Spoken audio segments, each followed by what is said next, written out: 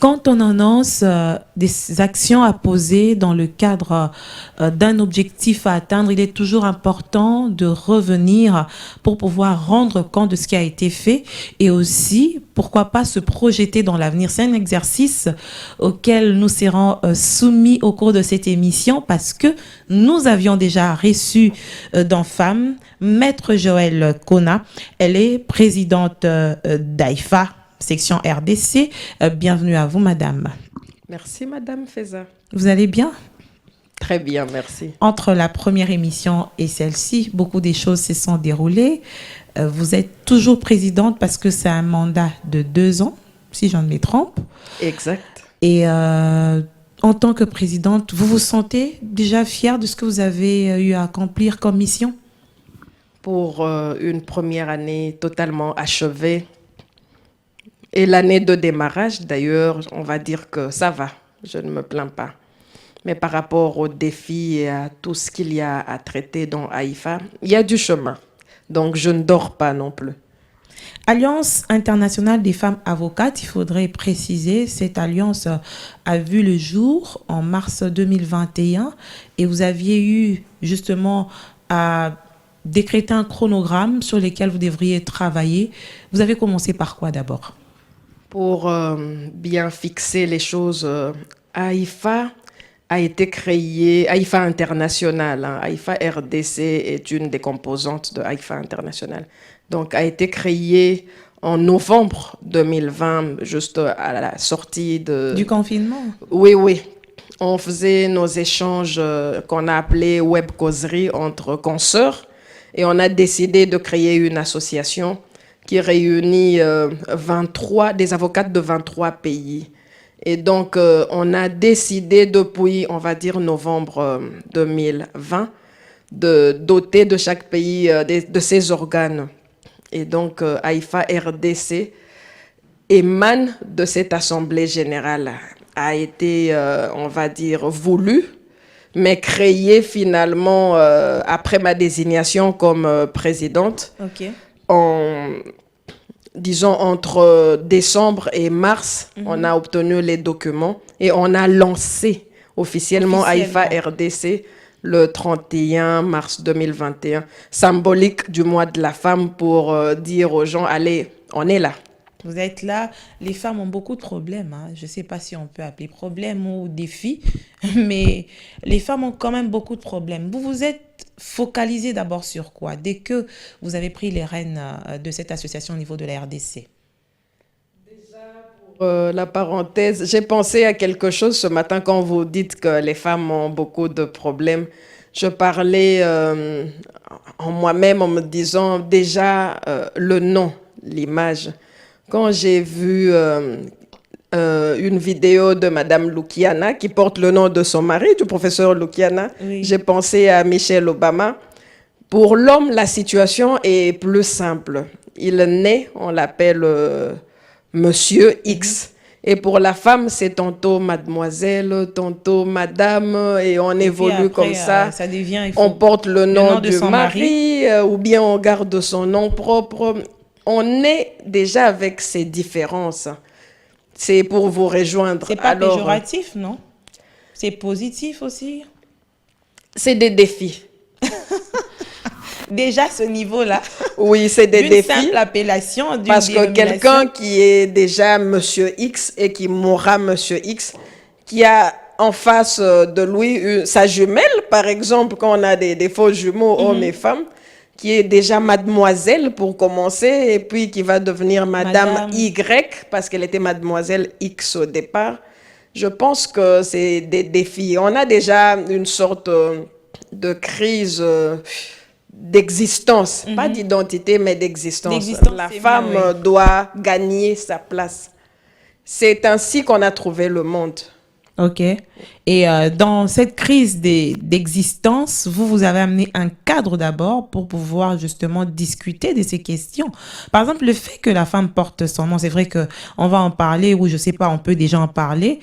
Le nom du mari, est-ce que ça représente quoi en fait? sous d'autres cieux, la compréhension, c'est l'idée de la famille. Parce que lorsque vous ne formez qu'un, vous devenez une famille. Une famille doit être identifiée. Et comme la société ou la civilisation à laquelle nous appartenons a placé l'homme comme le chef du ménage, et dans la Bible, et dans le Coran, et dans nos lois, c'est l'homme qui est le chef de ménage. Dans nos coutumes également, j'allais oublier, tout est parti de là. Il n'est que normal que la famille X soit identifiée en fonction du nom de son chef. C'est comme les clans. On prend le nom du patriarche qu'on attribue à ce clan-là. C'est normal, c'est pas mauvais. Les inégalités qu'il y a autour, qui sont plutôt fonctionnelles, qu'est-ce que le chef fait suivant telle ou telle civilisation, c'est pour cela que Haïfa existe, parce qu'on a des choses à traiter ici. Quand tu divorces, ça te rattrape avec cette identité que tu as portée des années et des années. Ça peut arriver qu'à un certain moment, vous vous dites, non, moi, je vais faire mon chemin. Mais avec ce nom-là, parfois, c'est compliqué pour la femme. Ça devient compliqué. Mais on a vu aussi dans des cas où, après le divorce, l'homme autorise à la femme de continuer à porter son nom. Puisqu'on se l'est approprié que c'est devenu une identité, on ne s'en sépare pas aussi facilement. C'est un nom. Finalement, c'est une identité plus qu'autre chose. Lorsqu'on divorce, la relation s'arrête, mais l'identité peut rester. Pourquoi pas? Ça dépend maintenant d'une personne à une autre. Cela dépend. Ça, c'est des questions personnelles. Après, ça dépend. Alors, on va revenir à Haïfa. On est déjà au mois, on va dire au mois d'août presque. Qu'est-ce qui s'est passé entre, je crois, l'émission qu'on a faite et cette émission ici? On vous a vu déployer sur le terrain. Pour une fois, je peux quand même encourager, parce que le reproche que j'ai fait toujours à plusieurs personnes que je reçois dans cette émission, c'est que les ONG, ils viennent s'annoncer avec pompe, mais on les sent pas sur le terrain dès qu'ils ont des financements. Ça, d'ailleurs, on le sait aussi de manière assez peut-être globale. C'est une vue générale d'une idée qu'on a de certaines ONG. Mais Haïfa s'est démarqué entre-temps. On a vu que vous étiez sur le terrain, parfois difficilement, avec des conditions assez difficiles, mais vous étiez déterminé. C'est vrai, on l'était et on l'est toujours. Il s'est passé beaucoup de choses.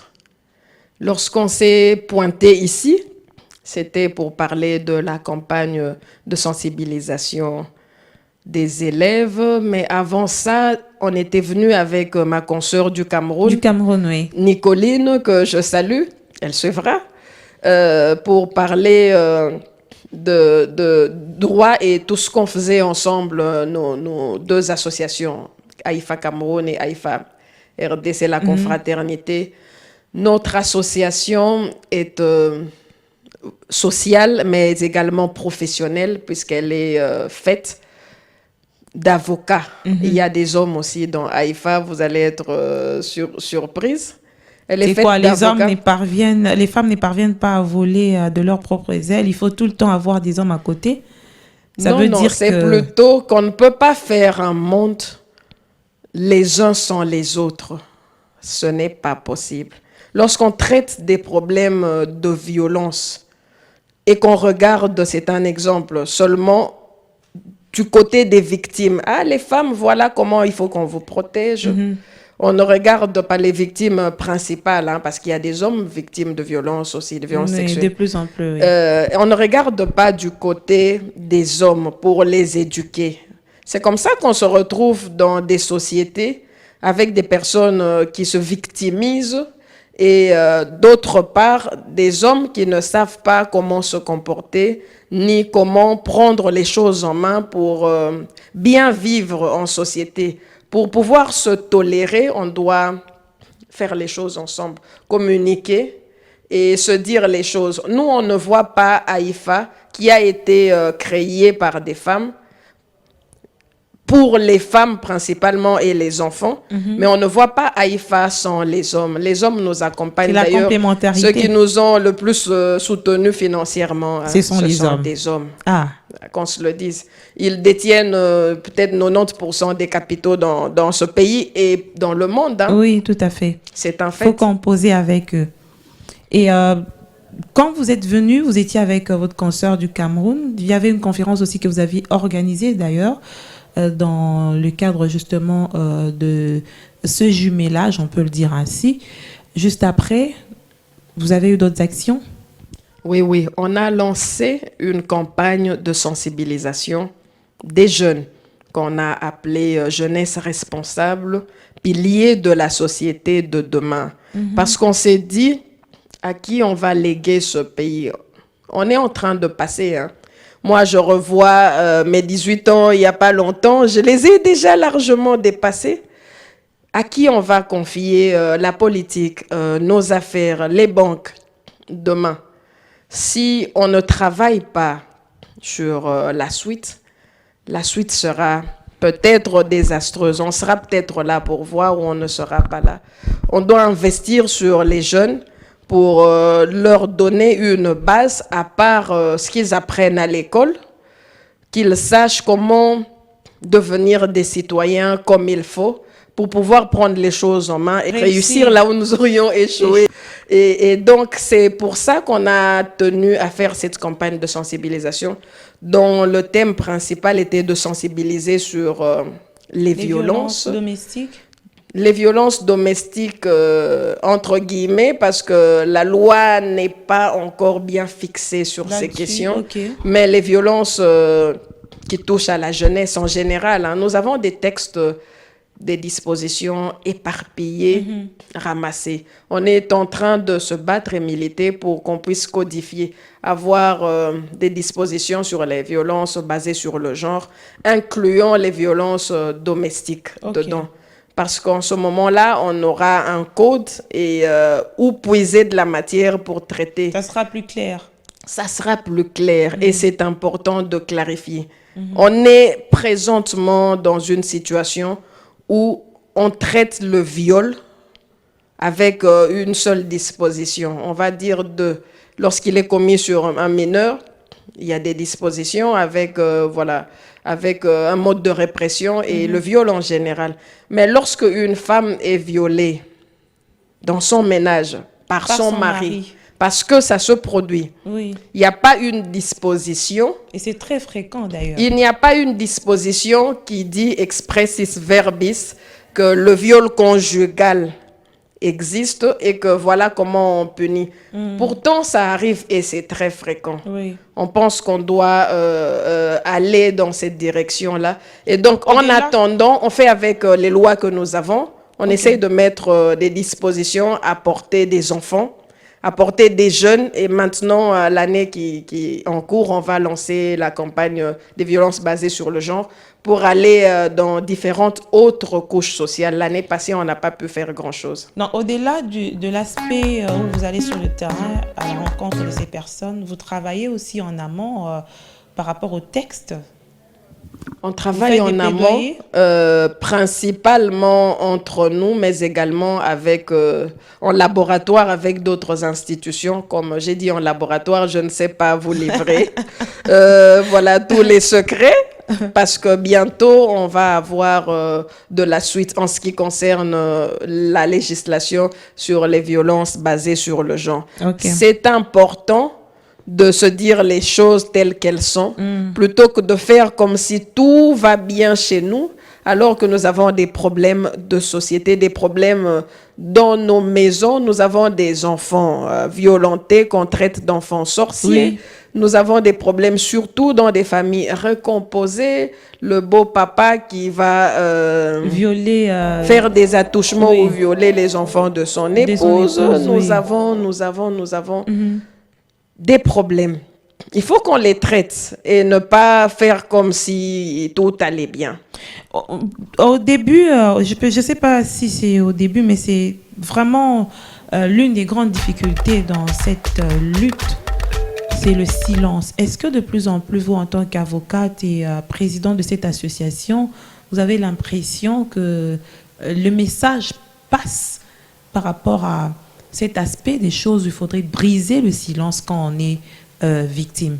J'ai souri parce que j'aurais cru que vous étiez à l'une de nos campagnes. La première chose qu'on a faite, et notre marraine, c'était Son Excellence Madame Chantal Yellow-Moulop, Oui. conseillère spéciale du chef de l'État.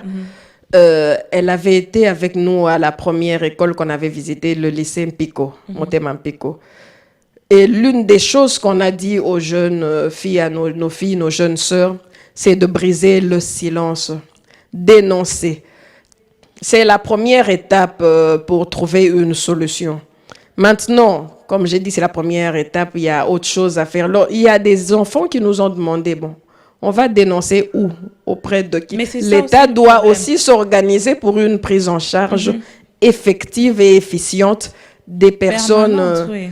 On souhaite que les cas des violences sexuelles soient des cas gratuits pour lesquels il ne faudra rien payer lorsqu'on se constitue partie civile. Comme ce sont des infractions, c'est l'État qui poursuit toujours. Mais lorsqu'on se constitue partie civile, qu'on n'ait à payer aucun rang et qu'il y ait un accompagnement de l'État, parce que l'accompagnement des victimes sur le plan médical et sur le plan psychologique et toutes ces choses, pas un accompagnement dans les textes. Les textes sont là, mais un accompagnement concret. Que les gens sachent vers qui se tourner, comment commencer pour dénoncer lorsque ça se produit à la maison, à l'école, au milieu du travail, le harcèlement des femmes, c'est toujours d'actualité. Dans nos églises, les épreuves que les femmes subissent et les jeunes filles... Dans les églises? Il y a des pratiques. Tu n'as pas d'enfant, on va t'induire d'huile, on te masse, je ne sais pas par quel gourou de votre église et tout ça. Il y a des pratiques qui sont dégradantes pour les femmes dans les églises, parce que nous recevons des femmes qui viennent s'en plaindre. Elle l'a fait, elle n'était pas convaincue, mais on lui a dit, écoutez, pour avoir telle solution, il faut faire, pour avoir le mariage, on a vu des vidéos, peut-être d'autres pays, mais on est toujours en Afrique. On a vu, et il y a des pratiques qui sont dégradantes pour la femme. Ça se passe en silence, c'est ça?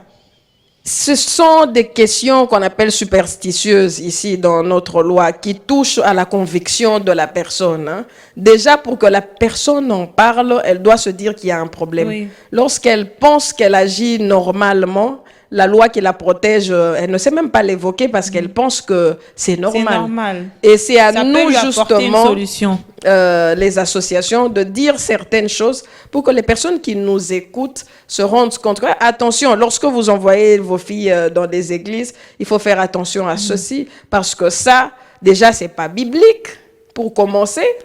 Et puis, c'est pas normal, c'est dégradant pour la femme.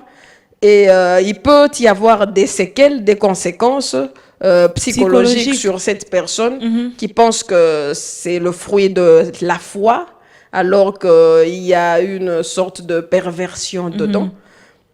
Toutes ces choses, nous sommes là pour en parler, tirer la sonnette d'alarme et éduquer. Et surtout, en tant que professionnels de droit, pour donner des pistes aux gens, aux jeunes, dès le bas âge, pour qu'elles sachent que ça, c'est déplacé, c'est un geste déplacé. Je dois dénoncer, je dois dire non. Et si je suis victime, il peut y arriver que quelqu'un se retrouve...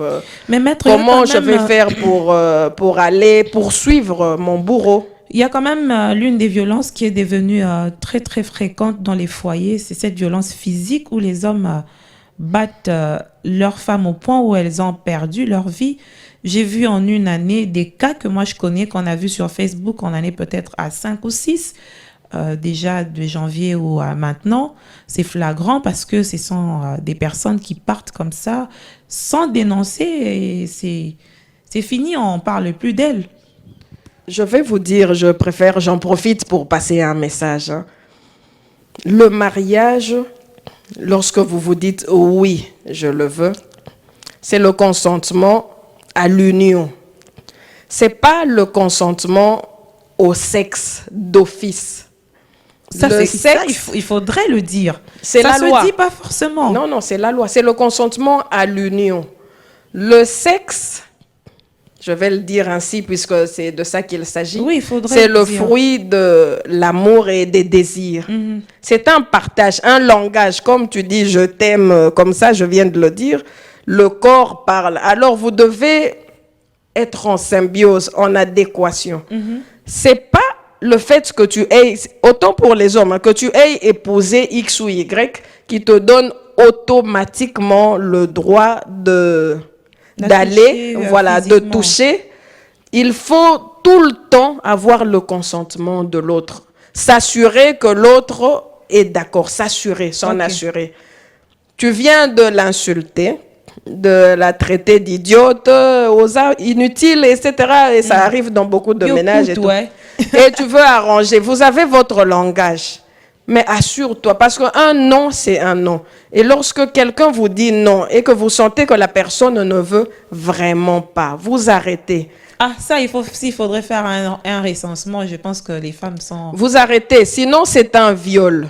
Les femmes sont violées tous les Malheureusement, jours. c'est un viol qu'on doit réglementer, sur lequel on doit légiférer, qu'on traite avec le régime commun. C'est un viol conjugal.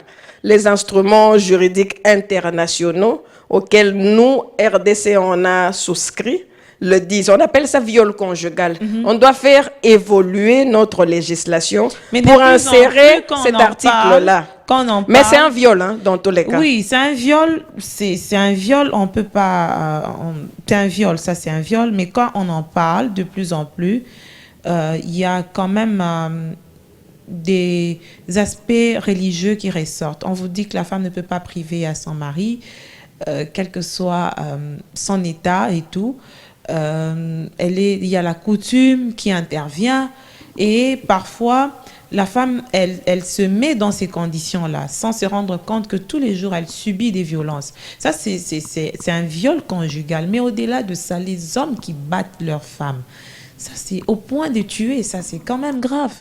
Ça, c'est inacceptable. Et comment les femmes acceptent d'être battues jusqu'au point de perdre sa vie? C'est aussi un problème. C'est un problème, effectivement. Je lisais Emma Watson, qui est une actrice. J'ai d'ailleurs partagé sa publication, son discours. Elle est ambassadrice volontaire de ONU Femmes. Ok. Et elle est actrice d'origine anglaise, mais qui travaille à Hollywood, qu'on connaît. Et donc, dans son discours, elle a dit quelque chose qui m'a touchée, que je voulais redire.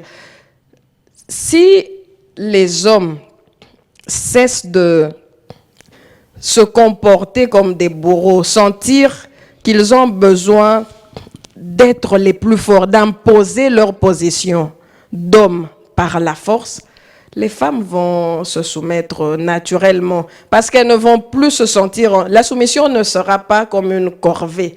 Ça sera un don de soi qui émane de l'amour et de la compréhension Que l'homme lui donne. mutuelle. Ok. On a en face de nous des hommes et beaucoup d'hommes qui pensent que leur qualité d'homme leur donne le droit de s'imposer comme des hommes, comme ils le font, même sur ces questions qui requièrent la douceur.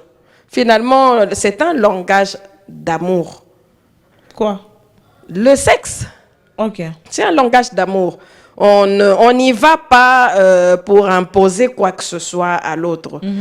Et en parlant des violences, c'est justement parce que l'un considère que, en tant que ce qu'il est, il faut qu'on fasse les choses telles qu'il les voit. Lorsqu'il y a contradiction, que vous n'êtes pas d'accord et que finalement, il sent que sa position n'est pas suivie, comme c'est lui le chef, la loi le dit, l'État le dit, la coutume dit cela, lui-même il a été éduqué comme ça. Il pense que voilà, c'est sa position qui prime et donc Mais il doit Il faudrait l'imposer. redéfinir le fait que l'homme soit le chef. Il est chef à quel niveau? C'est ça aussi. Tout ça ne se dit pas. Il faudrait rééduquer l'homme dans ce sens-là.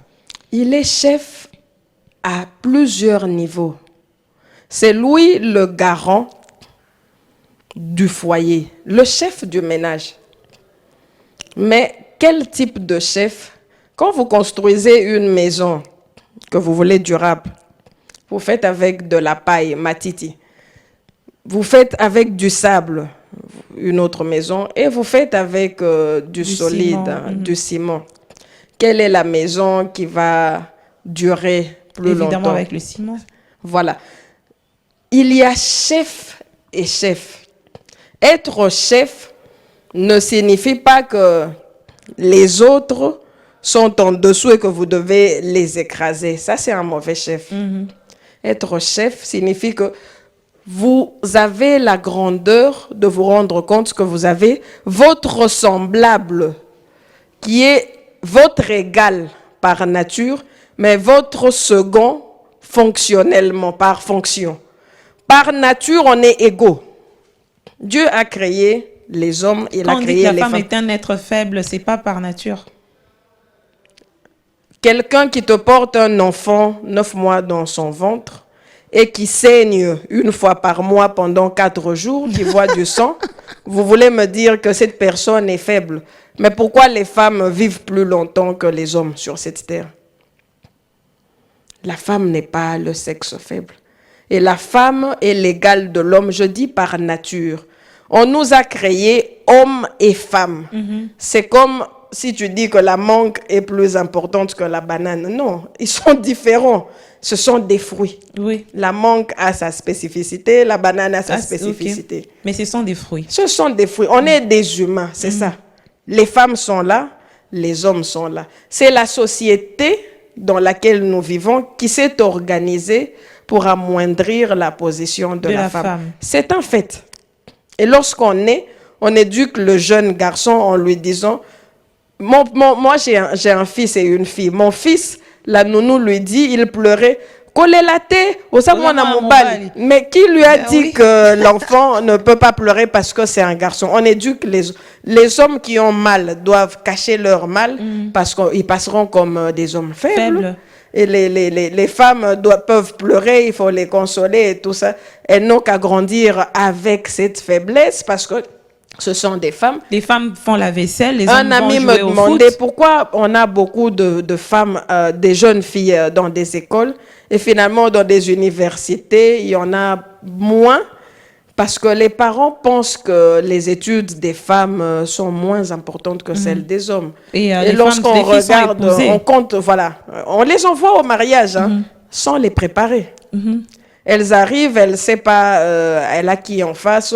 Le mariage qui est une affaire de grand, on envoie une petite fille qui vient à peine de sortir des couches de sa mère et on la largue là-bas. Elle doit gérer la belle-mère, elle doit gérer la belle-sœur, elle doit gérer les enfants et l'homme et tout ça. On lui demande toutes ces choses en même temps, on lui dit d'étudier.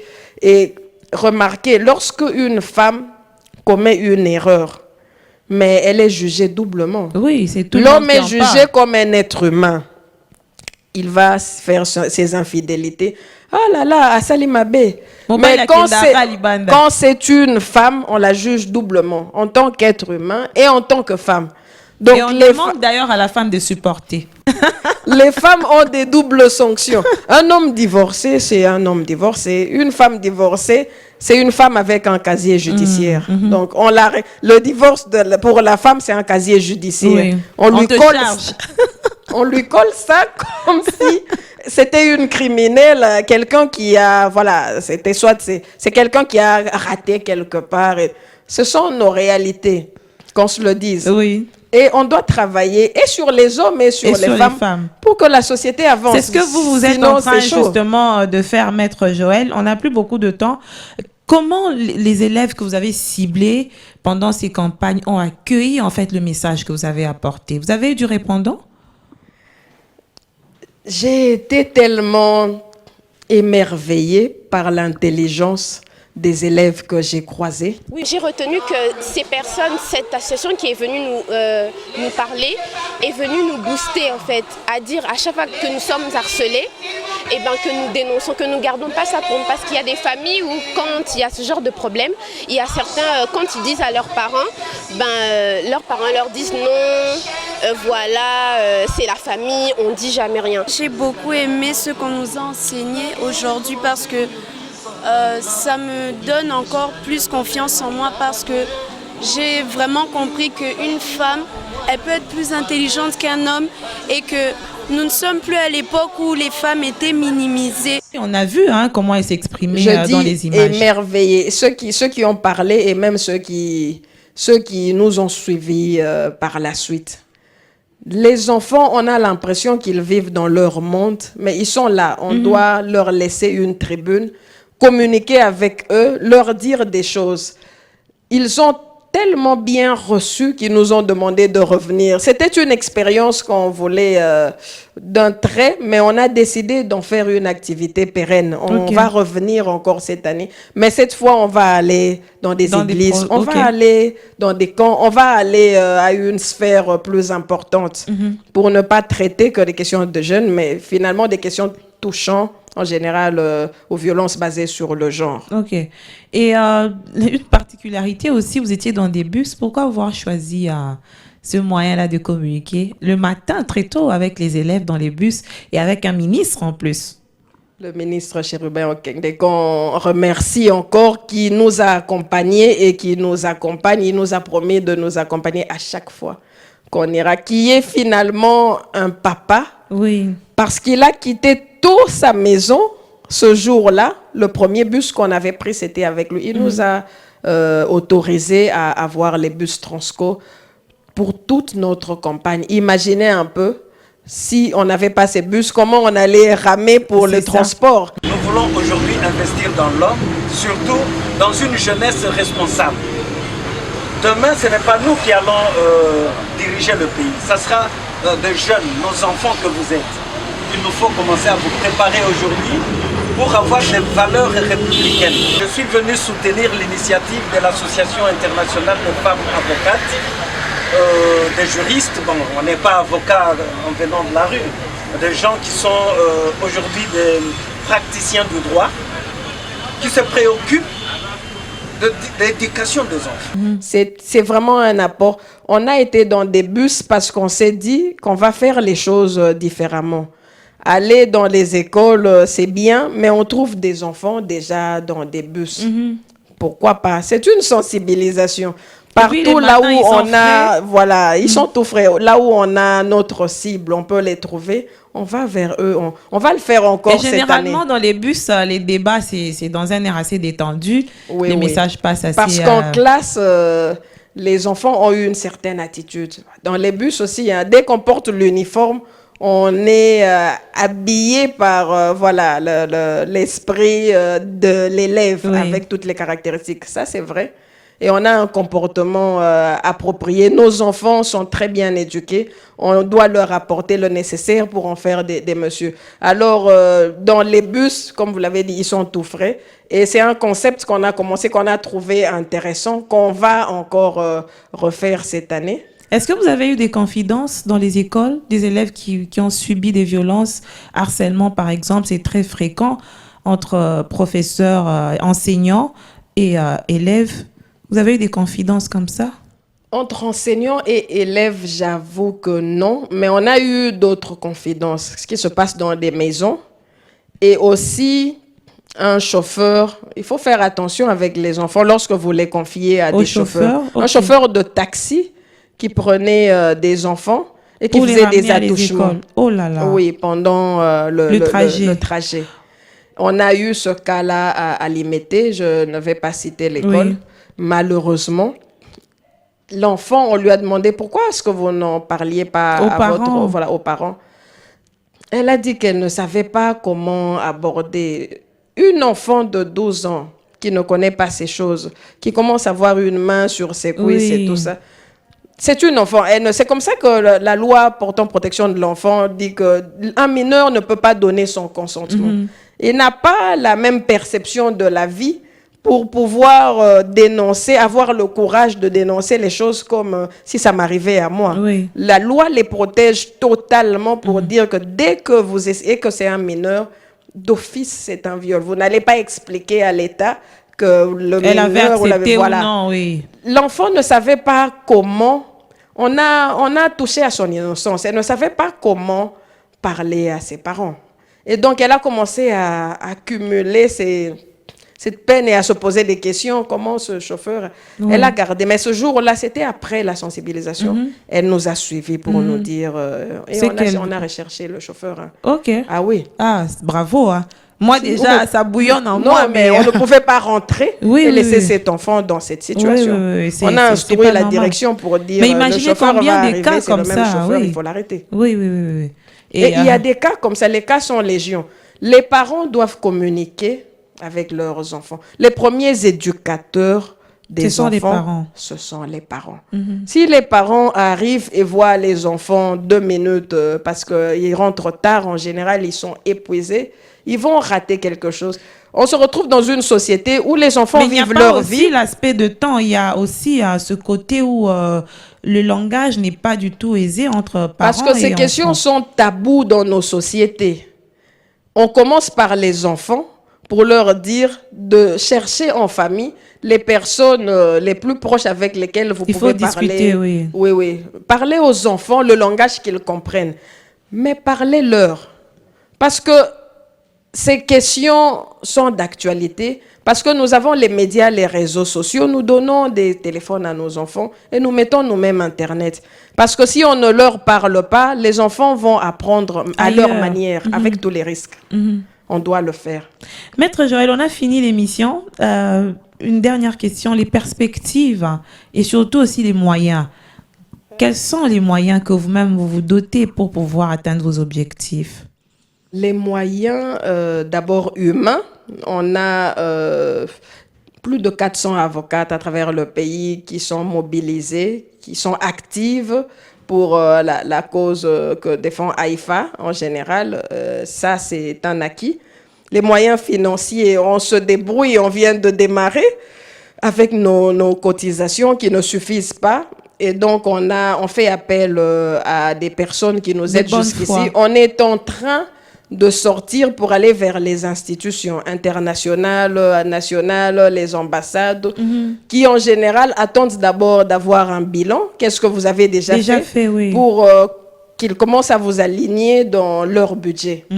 Et on est dans cette phase, la phase de déploiement. Et pour ça, on fait appel à toutes les forces vives qui peuvent nous accompagner. On a besoin de moyens. Parce que les campagnes, surtout, la communication coûte. Ça coûte, oui. Et la prochaine action, dans les plus brefs délais, ça sera où? Octobre, ça va être à Kinshasa. On a prévu de faire le lancement des activités de AIFA d'octobre 2022 ici à octobre 2023. On va avoir une conférence avec le bilan de ce qu'on a eu à faire et on va faire un peu différemment les choses et on va lancer la campagne de sensibilisation sur les violences basées sur le genre.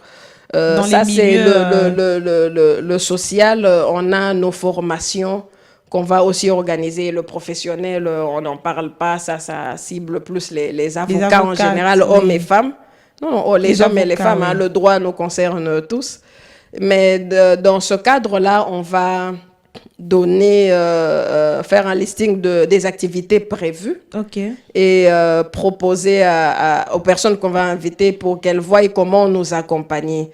Et on va vous inviter, évidemment, comme ça, vous aurez un aperçu de tout ce qui sera fait et tout ce qui a déjà été fait. Bien qu'on vous a déjà accompagné par rapport à ce qui a déjà été fait, on sera toujours là. Merci, Maître Kona, d'avoir répondu à nos questions. Merci à vous. Merci énormément. Merci à tous. Merci également, Madame, Messieurs, de nous avoir suivis. Il y a eu quand même cette alerte de Maître Joël Kona par rapport à nos responsabilités en tant que parents et aussi en tant qu'hommes, en tant que femmes. Chacun devrait jouer sa partition pour que la paix sociale règne dans nos foyers, dans nos vies, évidemment. J'espère que nous avons eu à écouter et surtout, c'est important de mettre en pratique pour que chacun puisse se sentir respecté dans son coin. Merci de nous avoir suivis. On se retrouve très bientôt.